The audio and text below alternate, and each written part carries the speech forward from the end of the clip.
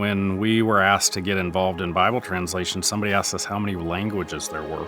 And I said, I don't know, like 300 or something. I knew there were a couple hundred countries. This guy asking us is like, try 7,000 plus. So you got the major languages of the world.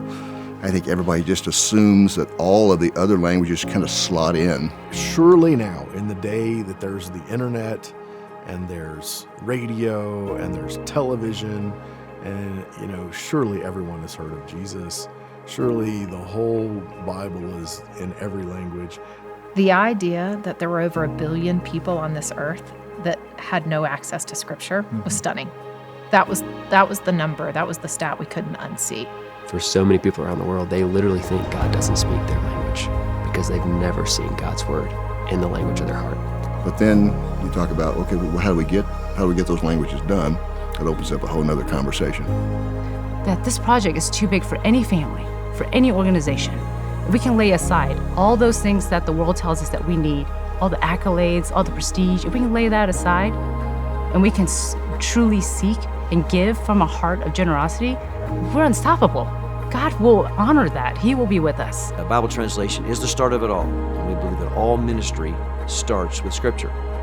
You can't have a sports ministry without Scripture. It's hard to build a church without Scripture. So it all starts there. So on May the 3rd, 2010, called together some resource partners and ministry partners and said, hey guys, what if we came together? What could we do to eradicate Bible poverty? We think the last translation will start in the year 2150. What could we do to decrease that? And when you try to get leaders of organizations and CEOs together to work on something together, you, I think, typically find there are some sort of competing interests in a way. Like economic sustainability and institutional reality have to work together, right? And so you start to talk with people about hey, why don't you put down your flag and raise up this flag that's like an overarching banner, right? Or, you arrive at trust when people are willing to kind of be vulnerable. So every organization has a niche. Every organization has something that they could lock up in the closet and say, well, if we hold on to this thing, then we'll be able to be more successful, or we'll be able to secure more funding.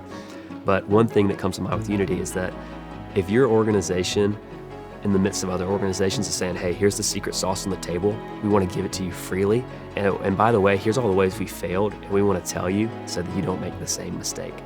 And having an abundance mentality rather than a scarcity mentality. And if organizations are coming together and saying, yeah, no secret sauces, our secret sauces are all for us to learn from each other, that's one aspect. Knowing that the agencies, the translation agencies, are how they work together, share resources that speed things, right? And so they're able to translate faster than they would be able to if they were working independently. Giving towards something like that, right, where you hear year after year how the time to market, for lack of a better term, is sped up, is super encouraging. After we got started in this translation process, all coming in and collaborating, within 6 months, Stanford came out with what was called the collective impact. And it gave languages. It had 5 steps, a common agenda. And for us, it was eradicate Bible poverty. We had a common. Shared measurement systems. How do you measure your success? Well, for us, we had 95% of the world have a full Bible, and 99.96 would have a New Testament. Everybody would have portions. That winds up to being a number. It's 1.8 million chapters. So we know that number is coming down. We're at 680,000 chapters. So we had a shared measurement system. Mutually reinforcing activity. So we had to have a mutually reinforcing activity, which was the digital Bible library. Hey, let's go do something together. Let's not just talk about vision. Let's roll up our sleeves and do something. So the digital Bible library was actually one of the first things that we did collectively. And then you have to have constant communication. That group of people met 100 times the first 10 years in person. We'd fly to Dallas, 16 of us, 5 resource partners, 11 CEOs that we met. That was constant communication. And then you have a backbone organization. So after about 3 or 4 years, Mission Mutual was birthed. And so they have about 10 or 11 employees, because if you get 11 CEOs and 5 resource partners together in a room, come up with ideas, you cause more trouble than it's going to get done. So now you have to have it's almost like the chief operating officer of a collective impact. But Stanford missed the most important one. And that's what I call a communal prayer. So we have well over 300,000 people now who've signed up, and many of them pray this prayer each day. God, your word is more precious than all that I possess. Your scripture gives light to my path and directs my steps. Through your will alone, lives are transformed and minds made new. So I now pray for all people that do not yet know you.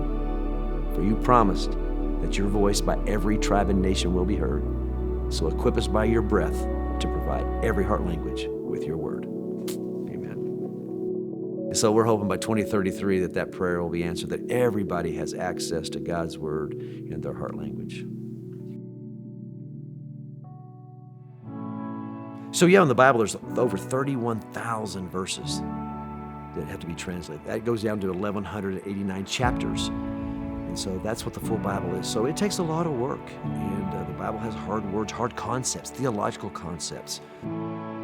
Thank the Lord that technology is helping us. It has for a long time. We used to, we did on index cards, then computers came along. It's been so cool to see what the Lord, the tools that God's given us through the world so that we get translations out. Yeah, a question I get all the time is, hey, it feels like Google Translate's doing pretty awesome. Can't we just finish this task tomorrow? And the reality is that the engine or the AI model is only as good as the data that it has access to. So think about English or Spanish or French. There's literal billions with a B of data on the web for those machines to access and learn the language, ingest the language, and then spit out whatever information is needed, right? And so you've got to think that a majority of these languages that we're working in that have never had scripture, they also have never had anything published. They've never had anything available on the web. You know, it's called Scripture Forge. It's based on Meta's No Language Left Behind AI model.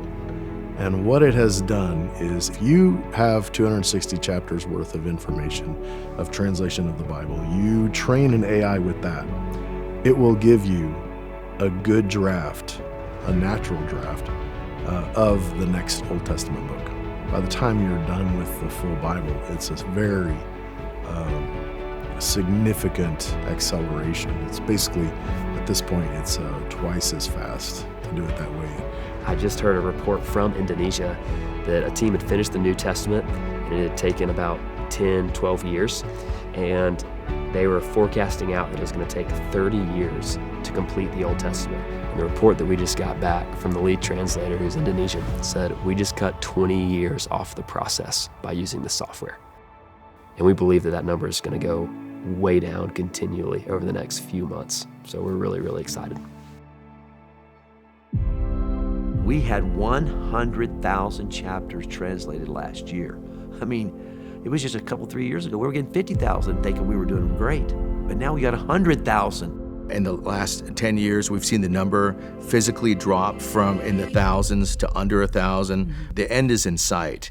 And so when you have those tangible results, when you have the actual Bibles that were actually translated, and you get to go to those places and give that Bible to put it into the hands of a person that's never seen it for the very first time, which our family's been blessed to be part of several times, it's life-changing.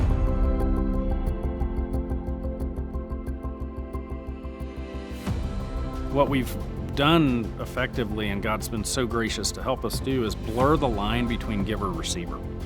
We're all givers, giving our lives away, united together for one purpose, to see the gospel preached everywhere and the nations come to the light. So I'm not more important than the CEO. The CEO's not more important than me. The fact that I may give money and the CEO may lead an organization, hey, we're partners in the gospel. I can't do this without you. You can't do it without me. And man, that's a beautiful accountability. And now have favor with hundreds and hundreds, if not thousands of other people who are choosing to vote with us to solve a problem none of us can solve alone.